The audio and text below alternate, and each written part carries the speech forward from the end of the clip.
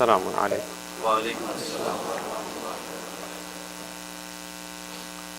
There is a request for Surah Al-Fatiha for Sayyid Jawhar Hussain ibn Sayyid Muhammad Raza, Jasima Khatun bint Sayyid Anwar Hussain, Sayyid Muhammad Imam ibn Sayyid Akbar Hussain, and Majida Khatun bint Sayyid Sakhawat Hussain, and the Arwah al-Mu'mineen wal-Mu'minat. Surah Al-Fatiha.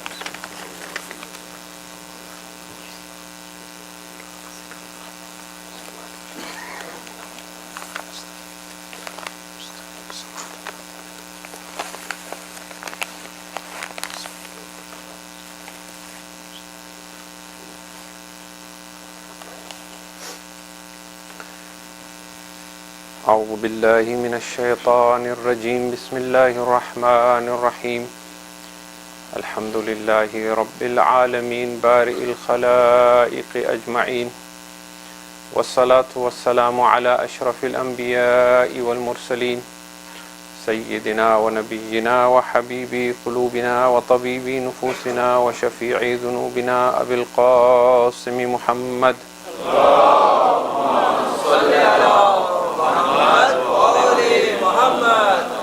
ثم الصلاة والسلام على آل بيته الطيبين الطاهرين المظلومين واللعنة الله على أعدائهم أجمعين من يوم عداوتهم إلى يوم الدين أما بعد فقد قال الله تبارك وتعالى في كتابه وهو أصدق القائلين بسم الله الرحمن الرحيم قال فبما أغويتني لأقعدن لهم صراطك المستقيم ثم لآتينهم من بين أيديهم ومن خلفهم وعن أيمانهم وعن شمائلهم ولا تجد أكثرهم شاكرين صلوات الله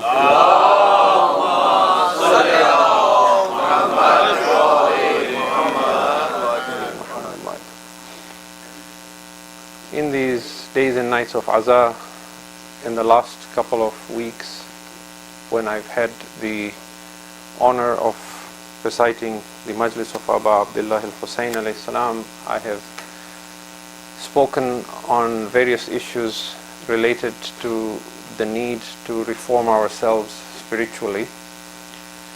And a common question that has come time and again is that how do we maintain a state of spiritual wakefulness? And we sometimes feel this sense of higher spirituality within ourselves, but then it quickly fades away.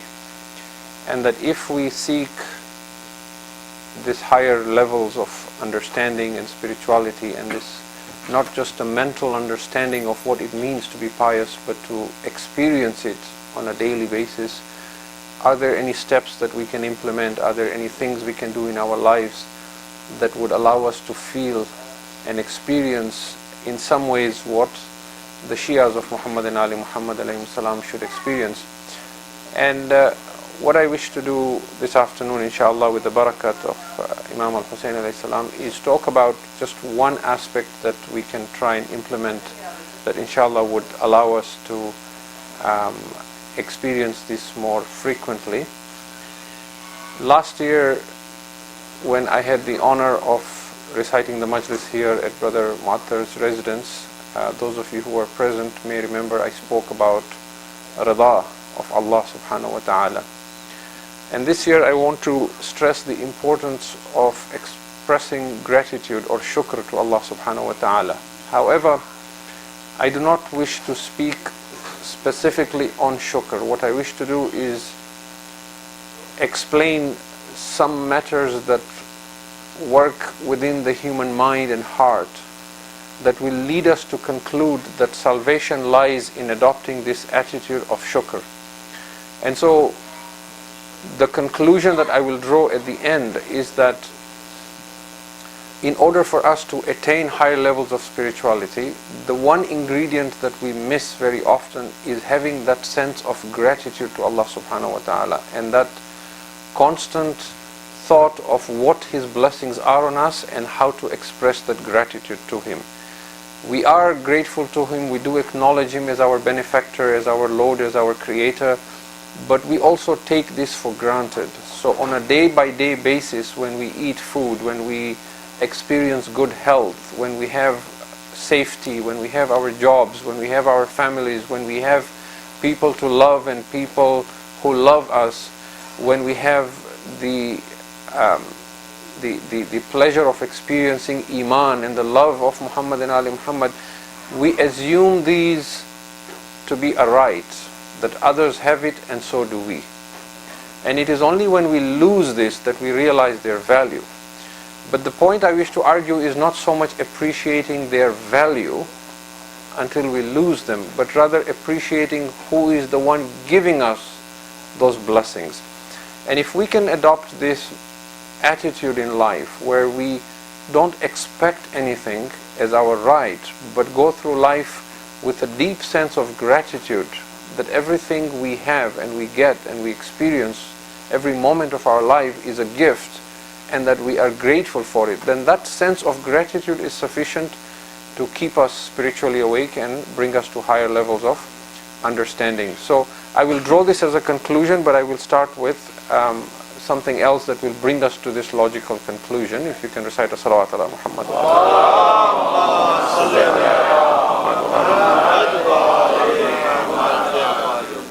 The verse of Quran that I begin with is from Surah Al-A'raf, chapter 7, verses 16 and 17. And I've spoken on this subject before, but in much more detail as separate parts. And so in a sense I am summarizing it here to bring that conclusion that I spoke about earlier. Allah subhanahu wa ta'ala in these verses records the conversation he has with Iblis, with Shaitan, at the time that he refuses to prostrate to Adam. And when Allah expels him from his kingdom and now eternally marks him as one who is wretched and one who is destined for hell, Shaitan, now in rebellion, speaks to Allah in these verses. قَالَ فَبِمَا أَغْوَيْتَنِي لَأَقْعُدَنَّ لَهُمْ صِرَاطَكَ الْمُسْتَقِيمِ. Now, his main anger and hatred was for Adam, because he saw Adam as the cause of his downfall. He had a very high rank and a very high status with Allah subhanahu wa ta'ala. But because of his deep-set jealousy towards Adam, and therefore the progeny of Adam, he blamed Adam in a sense that because of this new creation who was given this position and maqam of being the Khalifa of Allah when it should have been mine, when I am better than him, therefore his hatred was now for Adam and his children of Adam. So he says to Allah, because you have made me wretched, I will now sit waiting for them on your right path.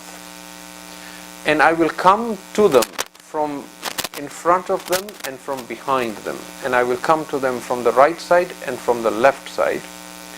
وَلَا تَجِدُ أَكْثَرَهُمْ شَاكِرِينَ. And you will see, O Allah, that you will find very few from the progeny of Adam who will be grateful to you. There will be very few who will do shukr to you. Most of them you will find them ungrateful. Now, when we look at this ayah and we start breaking it down from a tafsir perspective, a lot of different points begin to reveal themselves. The first thing that becomes apparent is that Shaitan is blaming Allah and Adam for his downfall, rather than taking responsibility for his own jealousy and his refusal and arrogance to prostrate before Adam. Why? Because he says, قَالَ فَبِمَا أَغْوَيْتَنِي, because you have made me wretched. So it is you who have caused this to me. The second thing he clarifies for us is that Allah has only one straight path, Sirat al-Mustaqim, and that humans by nature, their fitrah is to be on the right path, which is why we have this famous hadith from Rasulullah sallallahu alayhi wa sallam. He says, كُلُّ مَوْلُودٍ يُولَدُ عَلَى فِطْرَةِ الْإِسْلَامِ. Every human child who is born on the divine instinct of following Islam, of believing in one God. ثُمَّ أَبَوَيْهِ يُنَصِّرَانَهُ or يُوَحِّدَانَهُ and so on. It is his parents then who make him a Christian or a Hindu or a Jew or any other faith that deviates from that. And that is why Islam presents itself as a deen of natural divine instinct of fitrah. So shaitan acknowledges it in this verse, because he says to Allah, he doesn't say that some of them will already be misguided and those who are guided, I will misguide them. He says, no, I will sit waiting for them on the right path. لَأَقْعُدَنَّ لَهُمْ صِرَاطَكَ الْمُسْتَقِيمِ. I will sit waiting for them on your right path. Why sit waiting for them? Because that is where I will find them. Because the natural instinct is to follow Sirat al-Mustaqim. And then he now declares his strategy. ثُمَّ لَآتِيَنَّهُمْ مِنْ بَيْنِ أَيْدِيهِمْ. I will attack them from the front. وَمِنْ خَلْفِهِمْ. And from behind. وَعَنْ أَيْمَانِهِمْ وَعَنْ شَمَائِلِهِمْ. And some of them I will attack from the right side and some from the left side. وَلَا تَجِدُ أَكْثَرَهُمْ شَاكِرِينَ. Now, why is he revealing his tactic? Is he not afraid that Allah will block those avenues and stop him from being able to come to the children of Adam from those avenues? No, he is revealing it because he is in a sense asking permission from Allah subhanahu wa ta'ala. He is making sure that Allah is not going to block those avenues. He is trying to gauge and assess that are these roads and avenues open for me. And indeed Allah tells him that you do what you want. Now then he comes and says, وَلَا تَجِدُ أَكْثَرَهُمْ شَاكِرِينَ. And you will find most of them ungrateful. This is very, very important because it tells us what his end goal is. That the ultimate goal of shaitan is not that you commit a sin. Because he knows when you sin, you can always do istighfar and you can undo that. What he really wants is for you to forget Allah subhanahu wa ta'ala. He wants you to sin so much that you get to a point where you feel that now there is no point in doing istighfar and tawbah, because I have gone so far out that even Allah will not forgive me now. Wal-iyadhu billah. To lose hope, to become so skeptical that you no longer think of Allah or thank Him. That is the point he wants to get to. And that is why he says, I will do all these and you will find most of them ungrateful. And therefore being grateful versus being ungrateful becomes the measure and the yardstick by which you determine whether shaitan has taken grasp of our souls or not. The more we are able to express this shukr to Allah and remain aware that He is our benefactor, that itself is evidence that shaitan has not yet taken a grasp or a hold on us in this. Now, there is a very nice and beautiful hadith, and all the ahadith are beautiful, but this is very much related to this verse, as a tafsir of this verse from Imam Muhammad al-Baqir salawatullahi wa salamu alayhi. Allahumma salli ala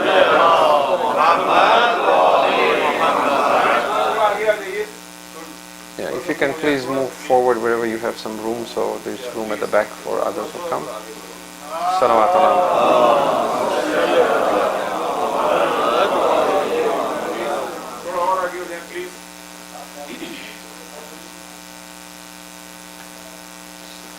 Salawat ala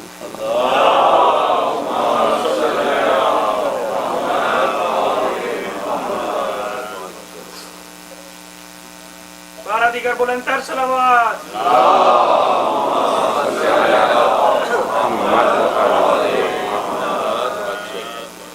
And this is given in the Tafsir Majma'ul Bayan. It is an highly regarded Shia tafsir. Imam al-Baqir alayhi salam explains this ayah of Quran. What did shaitan mean when he said, I will attack from the front and the back and the right and the left? He says, when he said, I will attack them from the front, لَآتِيَنَّهُمْ مِنْ بَيْنِ أَيْدِيهِمْ, what he meant was, أُهَوِّنُ عَلَيْهِمُ الْآخِرَةِ, I will make the hereafter to seem trivial to them. They will claim there is a day of judgment, but it won't be in front of them in their day-to-day activities. They will forget about it. I will make it insignificant to them, the hereafter. The world will be significant, the hereafter will be insignificant. And I will attack them from behind. He said what that means is, أُفْسِدُ عَلَيْهِمْ أَمْرَ الدُّنْيَا دِينَهُمْ بِتَزْيِينِ الضَّلَالَ وَتَحْسِينِ الشُّبْهَةِ. I will, that is the from the right side. From behind, he says, آمرهم بجمع الأموال ومنعها عن الحقوق لتبقى لورثتهم. Attack them from behind. Attack them from the front is I will trivialize and make the hereafter insignificant. Attack them from behind is I will command them to accumulate wealth, and I will strike in them the fear of poverty, so that they will be concerned about saving it for their children and their posterity. Now, this is a very delicate subject, obviously, because Islam does tell us to save some for a rainy day, and so that when we pass away, our spouse and our children are not homeless and are not without wealth. But he is talking here about amassing wealth to an unreasonable degree, where there is no limit, where someone has accumulated 1 million, he wants 2, he has 10 million, he wants 20, and the constant argument is, I need to save this for my children, so that my children will not have to work. Even though we in our own lives know that if we didn't have any work to do, we wouldn't be very productive in life. And we would actually not have a very nice life if we were just sitting at home doing nothing with millions of dollars in the bank. That thing that we complain about, getting up in the morning and having going to work, is actually what gives us a purpose and gives us some meaning to our lives, and gives us some sense of a schedule and some meaning to what we do on a day-to-day basis. So he says, I will command them that whatever hukuk you have to give in your religion, zakat, khums, whatever it is, don't give it. Save it for your children, for the future, because that is where they will need it. And I will attack them from the right side. Imam al-Baqir alayhi salam says, that is ufsidu alayhim amra diniyahum. I will corrupt their understanding of religion, and I will make misguidance to appear beautiful and appealing to them, and I will also make doubts to appear nice to them. وَتَحْسِينُ الشُّبْهَةِ. And this is very, very important, because, and I will come back to this, but then he says, and attack them from the left is, I will make their lusts and their desires to seem beautiful to them, and it will overwhelm and overcome their judgment and mindset, so that even though with their minds they will know this is wrong, but with their emotions and their hearts it will overwhelm them. They will not be able to control their desires in committing sins. Now, we know from general understanding of Islam that the right is associated with goodness. The Quran speaks of Ashabul Yameen as people of paradise, and Ashabul Shimal as people of hellfire, people of the left side. Or the Quran speaks, for example, of how the righteous will be given their books of deeds, their a'mal, in their right hands. The wretched and those destined for hell will be given their books in their left hand, or from behind, min wara'i dhuhurihim, from behind their backs. So wherever the Quran or Hadith uses right and left, it uses it a lot of time with the idea of good versus evil. So here what the Imam is explaining is that there are two kinds of Muslims. There are those who are religious and those who are irreligious. The reason why he attacks from the right side by corrupting religion is because that is the side from which he attacks the religious. And the reason why he attacks from the left side with enamoring and decorating desires and sin is because that is the side from which he attacks the sinful and the irreligious. And the point of all this is that he does not leave anyone. Shaitan's strategy and his progeny, he has his vast progeny as well, just as Adam alayhi salam has, and just as the angels are a vast progeny, is that he will spare no one, but he will use whatever means is best to attack someone based on his makeup and his setup. He knows, for example, that someone who is religious will not easily be convinced to go and consume alcohol, for example, wal-iyadhu billah, or eat pork, for example, or commit zina, wal-iyadhu billah, or something like, sinful like that. He knows that. So he's not even going to try that, because he knows this person has faith as a barrier that will protect him from that.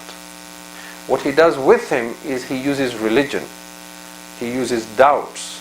He creates different sects and different groups and different ideas and different ideologies, so that the religious get confused.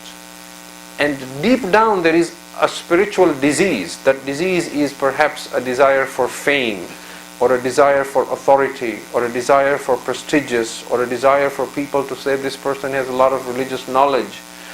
So there is another underlying reason that that individual is not even aware of.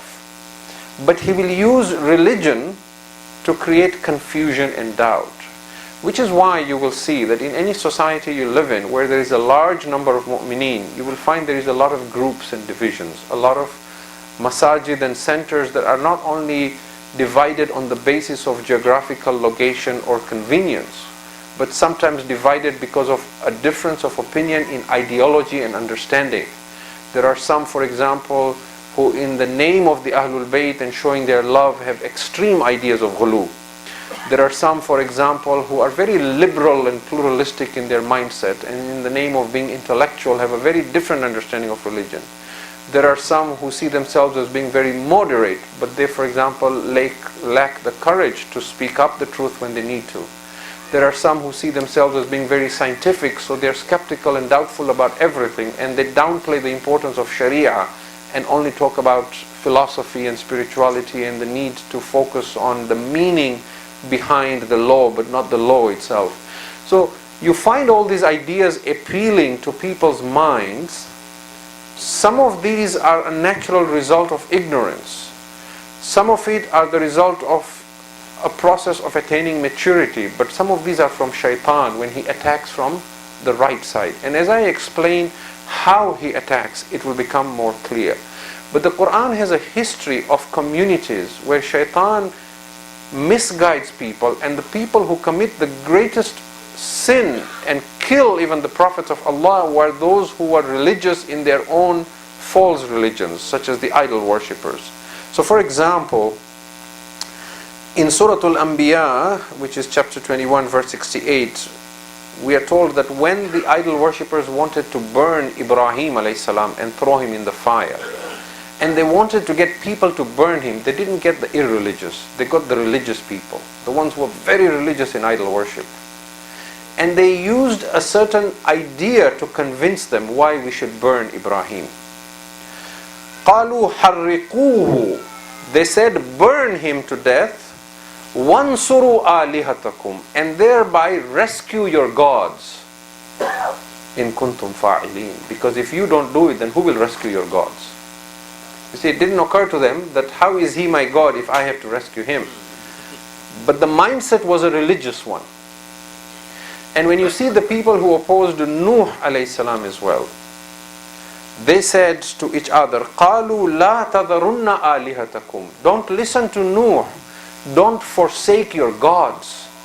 وَلَا تَذَرُوا وَلَا تَذَرُنَّ وَدًّا وَلَا سُوَاعًا وَلَا يَغُوثَ وَيَعُوقَ وَنَصْرَ. These were the famous idols that they had. They had Wud, and they had Suwa', and they had Yaghuth, and they had Ya'uq, and they had Nasr. And there's a very interesting history behind these. That there were 5 individuals in those community that were very pious and very religious. And when they died, how shaitan came to them and convinced them to build idols of them. And generation after generation, how he made them into gods. And now they argue against Nuh to say, don't listen to Nuh, because he will take you away from your gods. And from these 5 great gods, do not forsake your religion, the religion of your forefathers. So we begin to see that shaitan has a strategy for everyone. It's not just shaitan is only after those who are irreligious. This is a common misconception we have a lot of times, that when shaitan wants to misguide, he looks for people who are not religious, and then he goes after them with the weapons of sin. No, he goes after the pious as well. He goes after the religious as well. In fact, we have a hadith that says there are more shayateen on a mu'min, not a fasiq, not a munafiq, not an ordinary Muslim, a mu'min. There are more shayateen on a mu'min than there are on a piece of meat that is left out under the hot sun on a hot summer day. And many of you are immigrants here, so when I talk of hot summer day and a piece of meat covered with flies, you know exactly what I'm talking about. Right? You have seen this in Iraq, you have seen this in India, Pakistan, you have seen this in Africa, where flies will just cover any piece of food that is out in the hot sun. الشياطين على المؤمن أكثر من الزنابير على اللحم. There are more devils sitting on a mu'min than there are flies on a piece of meat. And they are constantly doing tawaf of the heart of a mu'min, looking for a way to get in. Now we shall come to that very quickly. I don't want to make this a very lengthy majlis, but let us reflect for a moment here that how did shaitan mislead Adam when Adam was not yet a prophet, when he was in Jannah, and shaitan convinced him to eat from the tree. And Allah had already told Adam, do not eat, that enjoy everything you want in this garden, you and your wife Hawa alayhi salam. وَلَا تَقْرَبَ هَذِهِ الشَّجَرَةِ. Just don't come close to this tree. Don't even go near this tree. Now, if you think about it, shaitan was doing tawaf of Adam, looking for a way to get to him, thinking, how do I get into Adam so that he for a moment stops thinking about Allah subhanahu wa ta'ala, so that his attention, his single-minded devotion to Allah, his dhikr of Allah, his shukr to Allah is distracted for a moment, so that I can get his ears and he can listen to me. The way he does it is he looks at the heart of Adam to see, is there something that Adam wants other than Allah? Anything that I can use as my advantage. When he looked at it carefully, he saw that Adam was happy with everything in Jannah. There was only one thing that Adam was not happy about, and that was that Adam knew he was going to die, and he wanted immortality. You see, Adam already knew that he was superior to the angels because the angels had bowed and prostrated to him. Secondly, Allah had tested Adam and the angels when He taught him the names. وَعَلَّمَ آدَمَ الْأَسْمَاءَ كُلَّهَا. And then He said to the angels, أَنْبِئُونِي بِهَذِهِ الْأَسْمَاءِ. Tell me the names of these if you know. And Adam revealed the names that Allah taught him. And Allah said to the angels, did I not tell you, إِنِّي أَعْلَمُ مَا لَا تَعْلَمُونَ, I know what you don't know? And they acknowledged it and said, سُبْحَانَكَ لَا عِلْمَ لَنَا إِلَّا مَا عَلَّمْتَنَا. Indeed, glorified be you. This is a wonderful creation. So Adam knew that he was created as a Khalifa of Allah, he was superior. But there was one thing the angels had that Adam did not have. And that was that the angels are not going to die until the Day of Judgment. And he didn't have that. And after he saw Jannat and how beautiful it was, and the blessings of Allah, and that feeling of, being close to Allah, it was so beautiful to him. It grieved him that I shall one day have to die. Which is natural to all humans, because the human being is created to live forever. إِنَّمَا خُلِقْتُمْ لِلْبَقَاءِ مَا خُلِقْتُمْ لِلْفَنَاءِ. Allah did not create you to perish. Allah created you for all eternity. But He created your soul for all eternity. And He will plant it in a different body on the Day of Judgment when He resurrects you. But humans, when they are rooted from a physical perspective, they worry about death. They worry about this black hole when the lights turn off and I suddenly disappear out of existence. What awaits me after that? Now, how do we know that Adam was worried about immortality? We know this because when we now see the conversation between Shaitan and Adam, we see that this is what Shaitan uses to lure Adam.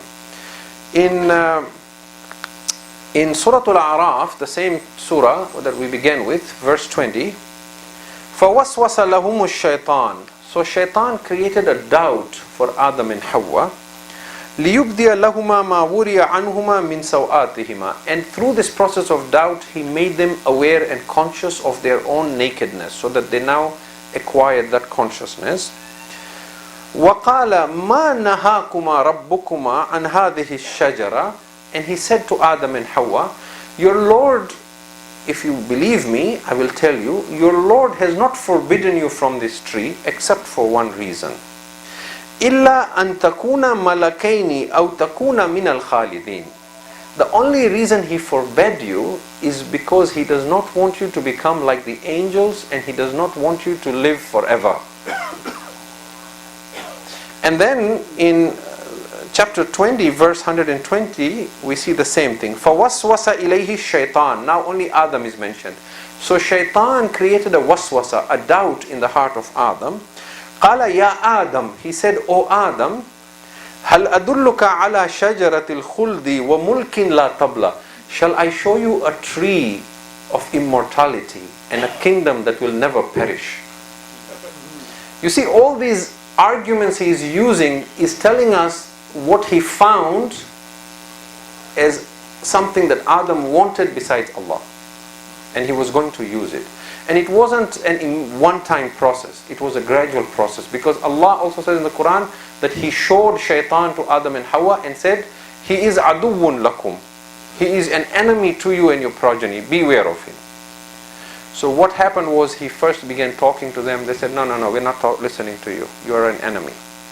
Then he said, okay, don't listen to me, but I'm going to talk anyway. So he started having conversations, and they wouldn't listen to him and wouldn't listen to him. And then he appealed to their mind and said, look, I just want to tell you something. You don't have to believe in me. It's up to you. Shall I show you a tree of immortality? Because I have lived for a lot longer than you have, and a kingdom that never perishes. They said, oh, there's no such thing. He said, well, there is. I'll show you. He said, okay, show us. So he took them to a tree. When they saw the tree, they said, astaghfirullah, this is the same tree that Allah said not to go to, and you're telling us this is the tree? Get out of here. So he left. But now he has planted a seed in the mind of insan. So now it stays there. And then once an idea is in the mind, it grows, it germinates, it flowers, and they begin thinking, could this be the reason why Allah told us not to eat? Why not eat from this tree and eat from everywhere? Is it because Allah has assigned death for us and this will give us immortality? You see? So you begin to see that the process that shaitan uses is he looks for something in your heart that you want besides Allah, and then he uses it to his advantage. Now, shaitan is very weak, but he's also very dangerous. He's very weak because Allah has not given him the ability to force any human being to commit a sin. And on the day of judgment, when humans will tell shaitan that it was you who led us to the fire of hell, he will say to them, I only suggested ideas to you and you listened to me. إِنَّمَا دَعَوْتُكُمْ فَاسْتَجَبْتُمْ لِي. I just called you and you came running to me. I didn't force you. فَلَا تَلُومُونِي وَلُومُوا أَنفُسَكُمْ. So don't blame me now, blame your own selves. Shaitan is a salesman. Shaitan is a broker. What he does is he looks at what you desire and then he packages it. He boxes it with a nice wrapper, he puts a nice ribbon on it, and then he presents it to you. But he is very weak, he cannot force you. What makes him dangerous is that we are told in hadith that he flows in the children of Adam, يَجْرِي فِي ابْنِ آدَمْ كَمَجْرِيَ الدَّمْ. He flows in us like blood flows. What does that mean? That means, first of all, he can see us, but we can't see him. And the Quran testifies to this. هُوَ وَقَبِيلَهُ يَرَاكُمْ مِنْ حَيْثُ لَا تَرَوْنَهُ. He and his progeny, they see you from a place where you cannot see them, because they are subtle beings. So he can see you, you can't see him. Secondly, because he can read your thoughts and your minds, he can plant a thought and a mind and an idea when you're not in a state of taqwa, when you're not God conscious for a moment and you slip. He can plant an idea into your heart and your mind, and you will not be able to tell it apart from your own thought and your own idea. So it becomes your own thought and your own idea, but what you don't realize is that it's not from you. And that is where he becomes dangerous. And the example I give is, imagine you are in a home that is pitch dark, there's no lights on, and there is an enemy with you in the house who is trying to kill you. And he can see you, but you can't see him. And he can convince you to do anything, and you will believe it is your own idea. How dangerous is that as an enemy? And therefore it becomes important to find a means of relief and rescue, to escape this enemy who is able to plant waswasa and thoughts in the hearts of the children of Adam. And that means of rescue is that constant consciousness and awareness of Allah subhanahu wa ta'ala. When you are connected to Allah subhanahu wa ta'ala, and the reason Allah tells you to submit to Him is not because He wants your prayers and your fasting. It's not because unless you do things for Him, then He can give you Jannat. It's not because He gets something or He becomes greater if you glorify Him. No, it is because that is the only way to save yourselves from the attack of shaitan. It is that consciousness that will keep shaitan doing tawaf of your heart, but he will not find a means to penetrate and come into our minds. And that is why you see that when shaitan cannot come directly to you, then he will use those who are near you to come to you. So for example, in chapter 64 verse 14, he says, Ya ayyuhalladhina amanu, inna min azwajikum wa awladikum aduwwun lakum fahdharhum. O you who have faith, from your spouses and your children there are enemies of you, so beware of them, for some of you. Here it doesn't mean enemy as in enemy like the wife of Lut and the wife of Nuh and spouses and children who are sinful and against religion. No. It means that sometimes you might have a higher level of faith and understanding, but your children or spouse don't have that.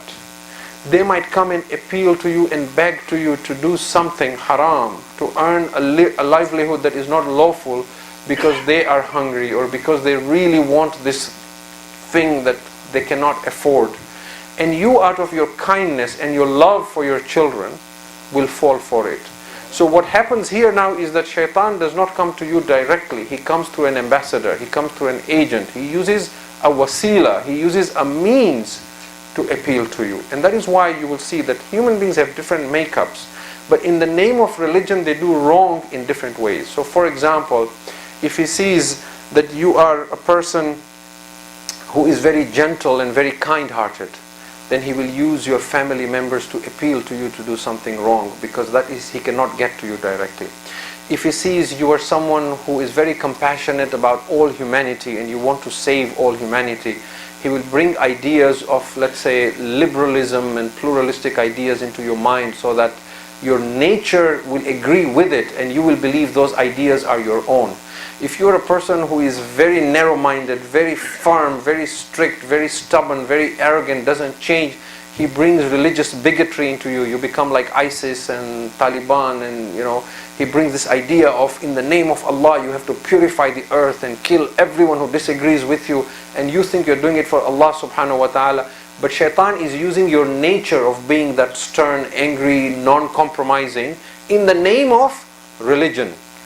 If you are the intellectual kind, he will use your predisposition to being doubtful and skeptics about everything to say, well, this mu'jiza can't be true, that mu'jiza can't be true, the Ahlul Bayt could not be like this. He uses our nature and our mindset and our upbringing and our genetics and how we are predisposed in our nature. If we are the emotional kind, what we call jazbati, where we get emotional about everything, then he will use that love of Ahlul Bayt to create ideas of ghulu, of Amir al-Mu'mineen created the world and he did this and he did that and he is the Razik and he is the Khaliq, and you begin to follow the same path that the Christians followed with Jesus. The person who first came up with the idea that Jesus is the Son of God and Jesus is God also did it from a religious perspective. So shaitan will use any part of our nature. Are we emotional? Are we intellectual? Are we stern? Are we liberal?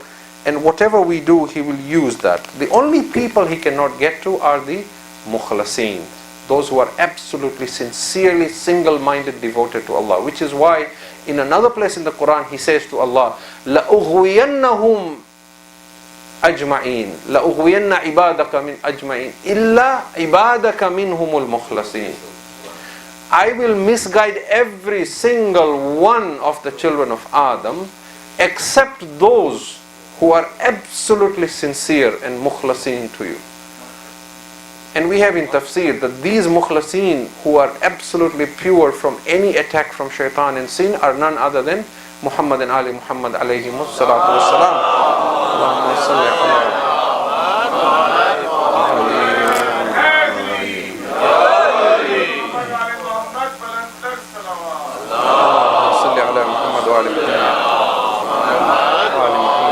So here when shaitan is saying, I will misguide all of them, illa ibadaka minhumul mukhlasin, he is not saying that I'm going to be nice and I'm going to leave those who are sincere.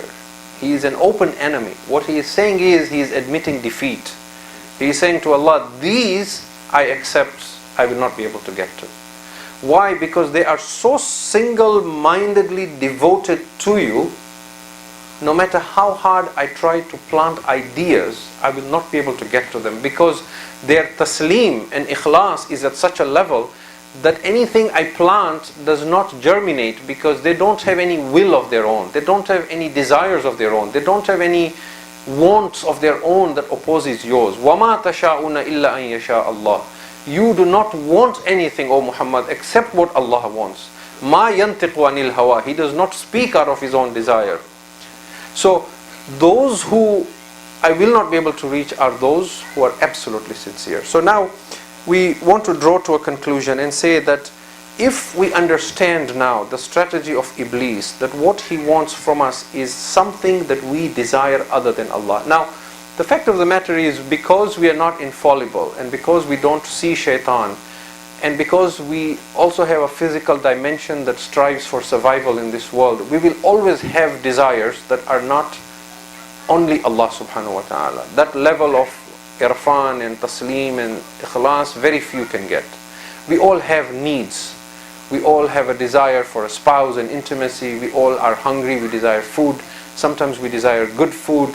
And these are all halal, right? Some desire a coffee, some desire a cigarette, some desire this, some desire a vacation. There are so many things we desire that are halal. But what we need to be aware and conscious of is that when you desire anything other than Allah, it is for yourself, not for Allah. So it is a selfish desire, even if it is halal. And the moment it is selfish, that means for myself, now I have opened a door to shaitan. Because just as he was listening to Adam's heart and saying, what is it that Adam wants other than Allah, and he found immortality, he listens to our heart and says, what is it that you really want? Is it a career you want? Is it a place you want to go and live? What was it that misled, for example, Umar ibn Sa'd? He wanted the kingdom of Ray, isn't it? He wanted the governorship of Ray. So what is it you want? Do you want position? Do you want authority? Do you want wealth? Do you want a bigger car? Do you want a bigger home? Do you want children? What is it you want is what shaitan is asking. And once he knows what you want, then all he has to do is plant an idea that is wrong, but you believe it is yours. So that you will now forget the hereafter and momentarily focus on that. And his hope is that if he repeats this onslaught again and again and attacks repeatedly, then we will come to a point of iyas, a point of despair, where we will not want to repent, to turn back to Allah, and we will give up and forget Allah and forget the idea of shukr. So when we talk about how do we fortify ourselves from Iblis, the first and foremost method, which is difficult for most people, is that absolute surrender to Allah. We're told in the Quran that everyone will have fear on the Day of Judgment, because they won't know where they're going. Everyone. Except إِلَّا مَنْ أَتَى اللَّهَ بِقَلْبٍ سَلِيمٍ. Except the one who comes to Allah with a heart that has surrendered completely. Now when you look at tafsir, what is qalbus salim? What does it mean that everyone will have fear on the Day of Judgment, except the one who comes with a qalbus salim? The tafsir of that is that except somebody who comes with nothing else in his heart except Allah. And of course, by extension then, we speak of the love of Muhammad and Ali Muhammad, that is also wanting Allah subhanahu wa ta'ala, because they are his agents and his ambassadors. So unless somebody comes with this absolute purity, they will have some level of fear. That is difficult for us to attain right away. But we see this in, as we said, shaitan says, I will not be able to get to Ibad al-Mukhlasin. We see, for example, in an ayah where Allah talks of Ibrahim and Yaqub and Ishaq, and he says, Inna akhlasnahum bikhalisatin dhikr ad-dar. This is in chapter 38, 46, verse 46. He says, Ibrahim, Ishaq, Yaqub, I made them so mukhlis. Inna akhlasnahum bikhalisatin dhikr ad-dar. So that they were only thinking of the hereafter.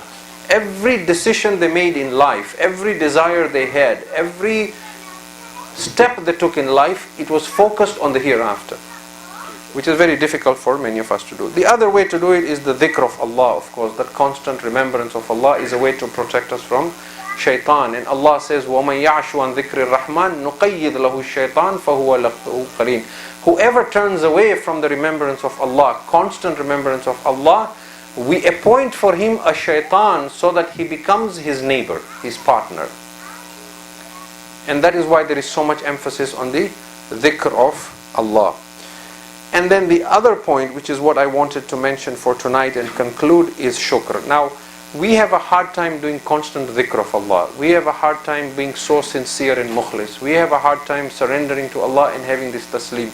But this is something that inshallah we can try and take from the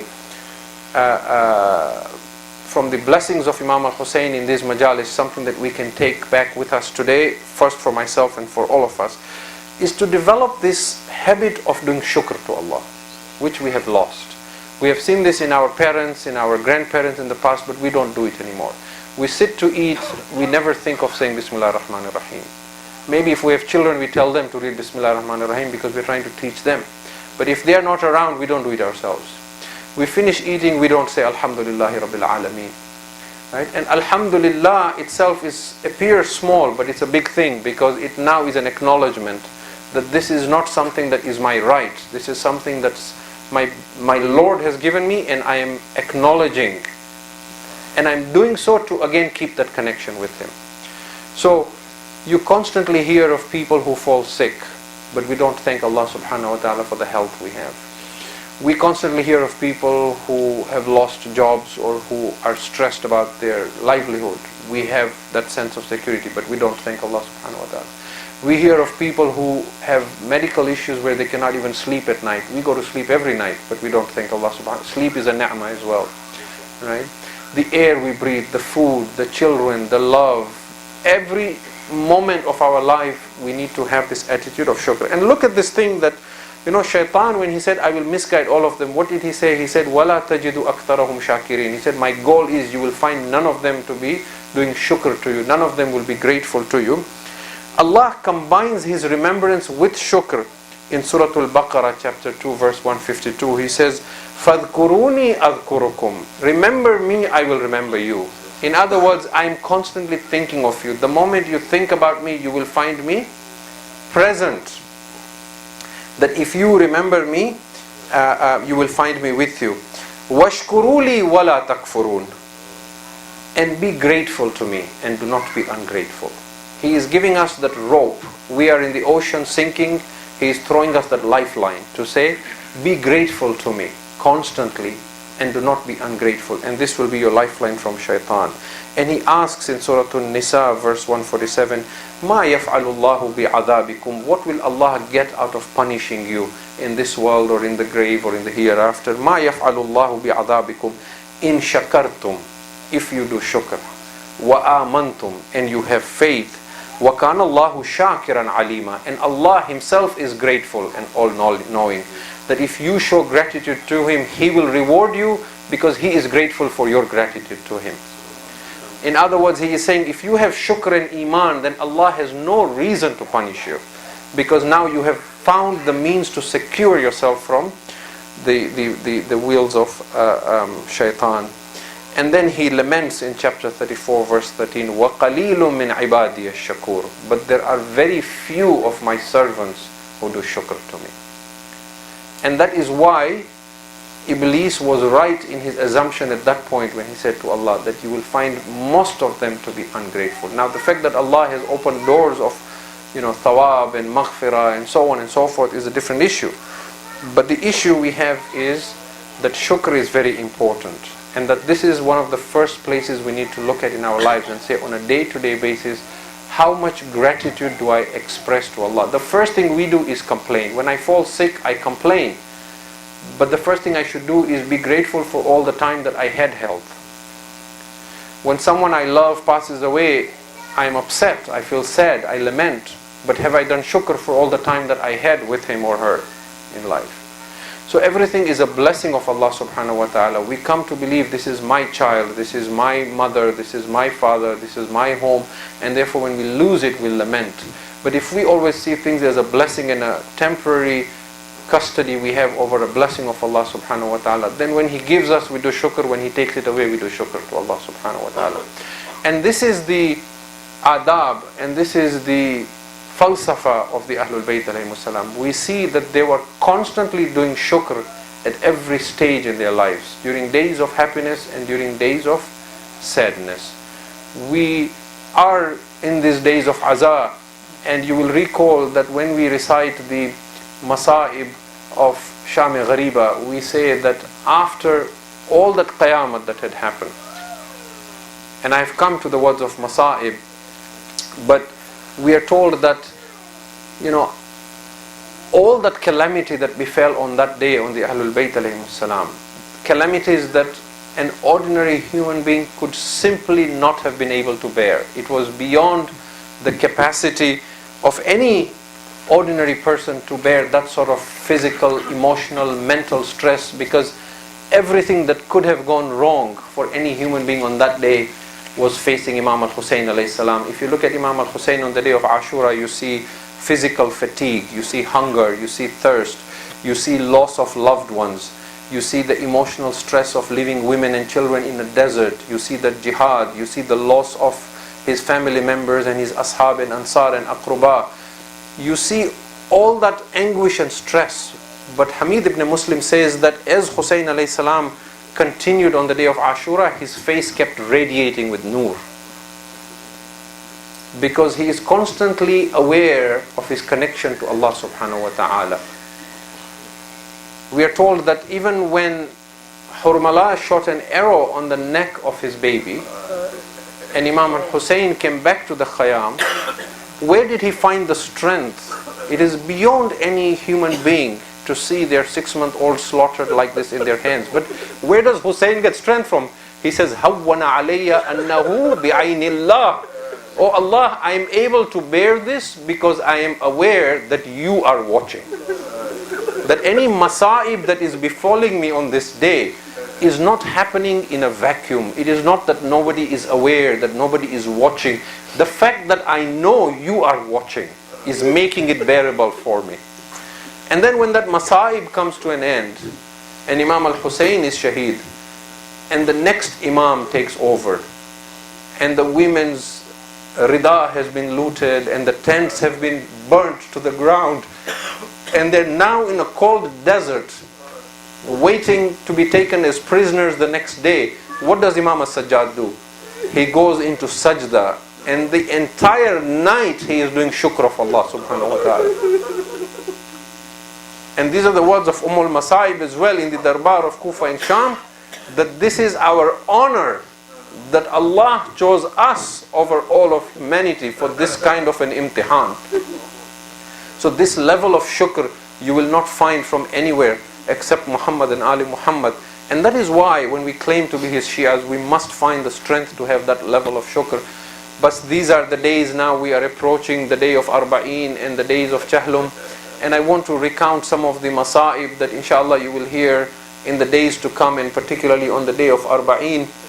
But we are told that after the Ahlul Bayt alayhimus salam had been taken as prisoners and been paraded in the streets of Kufa and through a very difficult journey to Sham, and they were taken to the court of Yazid, and Yazid placed them in a prison that we are told was a dungeon in the ground, where there was no roof over the dungeon. So in the daytime the heat of the sun would beat down on them, and in the night the cold night would overwhelm them, and the food would be so little that we are told on some accounts that Imam Zainul Abidin, on one account, he saw his aunt Zainab alayhi salam praying Salatul Layl while she was sitting, and he asked her that, "I have never seen you praying while you are sitting."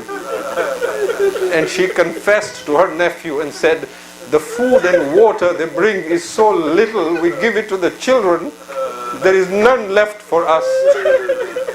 And the weakness has overwhelmed me now, so that I cannot stand and pray." Ajrukum Allah.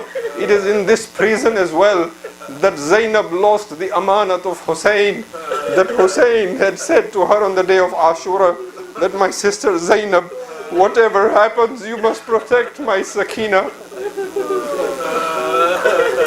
And when Miranis captures this in one couplet only, he says, "Khaye tamache shimr ki jab tak ke kha saki, sin kamta dukh bahut na bardash kar saki. When Imam Zainul Abidin had buried his sister in that dungeon, and the days and nights passed, and Yazid realized that his kingdom was now in danger, and he now sought a way to find relief from it. Then he decided he would now free the prisoners and return them to Medina, but this was only to save himself. And we are told he called Imam as-Sajjad to the Darbar once more, and he said to him, I have freed you now. And he asked for the chains to be removed.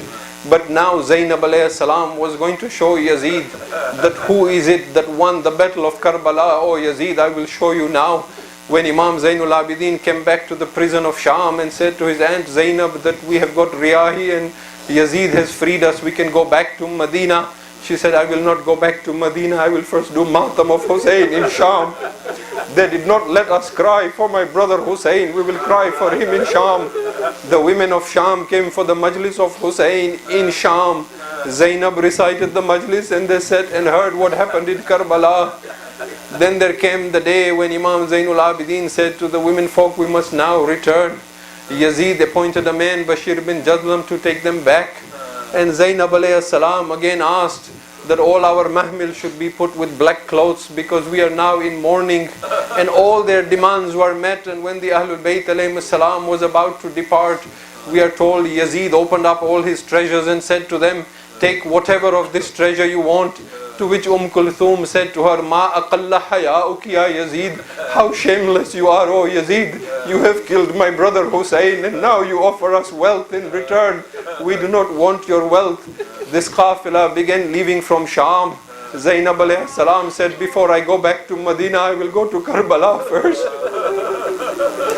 As this qafilah began to leave Sham, Zainab alayhi salam again said to her nephew Imam as-Sajjad, oh Sajjad, I want to go to the Zindan one more time. She came to the Zindan of Sham, and in that dungeon she sat beside a grave in the darkness, and she began speaking to the child buried there and said, Sakina, you kept asking when will I go back to Medina. Rise my child, we are going back home now.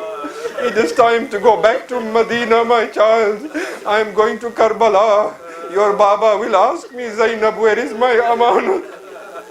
Ajrukum alallah. But this qafilah left Sham and began going towards Karbala.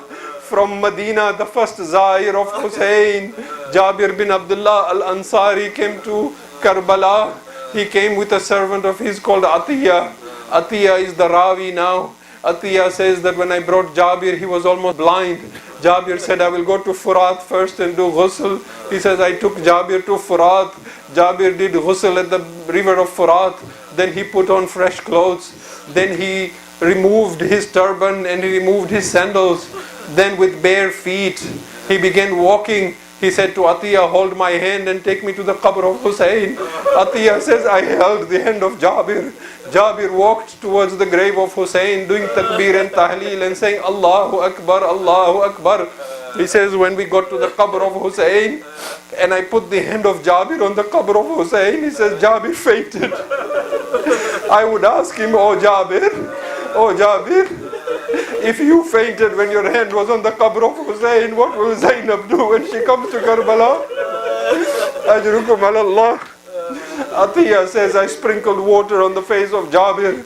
When Jabir regained consciousness, he began doing tawaf of the qabr of Hussein and reading, Assalamu alayka ya Aba Abdullah wa alal arwah allati hallat bifina'ik wa anakhat birahlik. Then Jabir sat near the grave of Hussein and he began calling out, Ya Hussein, Ya Hussein, Ya Hussein, Ya Hussein. When there was no jawab from the qabr of Hussein, he began asking, Ya Hussein, Ahabibun la yujibu habibahu.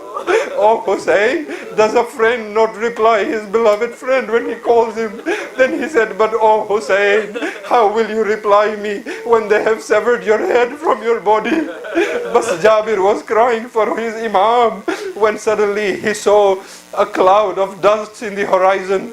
Atiyah said, these might be the people of Ubaidullah, we must go and hide. Jabir said, no, go look closely, this might be my Imam as-Sajjad. Atiyah went. As that qafilah came closer, he came running back and said, oh Jabir, you are right, they are covered in black, the mehmil is in black, this is the qafilah of Zainab and Imam as-Sajjad. But Jabir stood up to welcome the qafilah. When this qafilah came close and Imam as-Sajjad saw Jabir, I do not know how Imam as-Sajjad must have wept when he saw Jabir. Imam as-Sajjad had miraculously come to Karbala after he was in Kufa to bury his father. The Rawi, the Arbab of Azah say that when Imam as-Sajjad had come and he had shown the Banu Asad where to bury the Shuhada, the Banu Asad did not know whom to bury where because there were no heads on the body. When Imam Hussein was buried, Imam as-Sajjad was alone. He wrote with his finger on the qabr of his father, Hada qabrul Hussein, alladhi qataluhu adshana. This is the grave of my father Hussein, whom they slaughtered while he was thirsty. Then he went to the Furat bank and he sat on the qabr of Abbas, and there he cried with the same words that Hussein had cried for Ali al-Akbar. He cried for Abbas and said, Alad dunya ba'dakal afa ya qamar bani Hashim. But Imam as-Sajjad did not have anyone to lament to. But now when Imam as-Sajjad came, there was Jabir. Imam as-Sajjad hugged Jabir. He wept at Jabir. And then he said to Jabir, oh Jabir, come, let me show you the qayamat we experienced in this land. He took Jabir to one place. He said, Ya Jabir, wallah, ha huna qutila rijaluna. Oh Jabir, this is where they slaughtered our men. This is where they killed our men. Then he took him to another place. He said, Ya Jabir, ha huna dubihat adfaluna. Oh Jabir, this is where they slaughtered our infants and our children. Then he took him to another place. He said, Ya Jabir, ha huna uhriqat khiyamuna. Oh Jabir, this is where they burnt our tents. Then he took him to another place and said, Ya Jabir, ha huna subiyat nisauna. Oh Jabir, this is where they tied Zainab and Kulthum in ropes. While Imam al-Hussein took Jabir aside, he began reciting the Masaib of Karbala to him. The women dismounted from the camels and came to the qabr of all their beloved ones. Zainab threw herself on the qabr of Hussein. Akha Hussein, I have come back saving Islam from Kufa and Sham. My brother Hussein, do not ask me about your amanat. I have left Sakina in the Zindan of Sham. Perhaps Zainab would have said to her brother Hussein, oh Hussein, this much I promise you, I will return to Sham and be beside your daughter Sakina. Zainab went to the qabr of Abbas near Furat. She cried to her brother Abbas, Abbas, you are with us in Kufa and Sham. Did you see how they paraded your sisters in the bazaars of Kufa? Oh Abbas, Abul Fadl, did you see us in the majlis of Yazid? When they had cried for 3 days, Imam as-Sajjad remembered the wasiyah of his Baba Hussein. He said to the women, we must now return to Medina. Some of the Mu'arrikheen say that Imam Hussein's wife Rabab refused to go back to Medina. One of the accounts says that Rabab stayed in Karbala for 1 year and then returned to Medina where she passed away. Another account says that Rabab, who had lost all her children and had lost her husband Hussein, she had refused to go, but Imam as-Sajjad convinced her. When Rabab went back to Medina, she took an oath she would never stay under a shade or any roof. She said, how can I be covered under a shade when I have seen my Aqa and Mawla under the hot sands of Karbala? She sat in the courtyard for days and weeks and months until she passed away. Ajrukum Allah. When this qafilah came back to Medina, they could not see how they would go back into Medina. When they saw the walls of Medina, Kulthum began reciting Medina tu jaddina, la taqbalina, kharajna minka bil ahlina jam'a, raja'na la rijalan wala banina. Zainab threw herself on the qabr of Rasulullah. Ya Jadda, we have returned without Hussein. I have brought the shirt of Hussein and I have the marks of shimr on my back. ألا لعنة الله على القوم الظالمين وسيعلم الذين ظلموا وبحق فاطمة وأنت فاطر السماوات والأرض وبحق الحسن وأنت المحسن وبحق الحسين وأنت قديم الإحسان وبحق 9 المعصومين من ذرية الحسن والحسين. Ya Allah, Ya Allah, Ya Allah, Ya Allah. We ask you, Allah, to accept our majlis and azah in this day. We ask you, Allah, بحق Muhammad wa ali Muhammad, for maghfirah of all of our sins. Ilahi, بحق Muhammad wa ali Muhammad, we ask you to give us the strength and the will to follow the path of Muhammad and ali Muhammad, and bless us with your ziyarah fi dunya and shafa'ah fil akhirah. Allah, بحق Muhammad wa ali Muhammad, for our marhumeen and those who have passed away, we ask you for maghfirah. For those who are ill, we ask you for shifa. We ask you for ta'ajil in the dhuhur of our Imam, and to make us from his ashab and ansar. ربنا تقبل منا إنك أنت السميع العليم. ماتم حسين.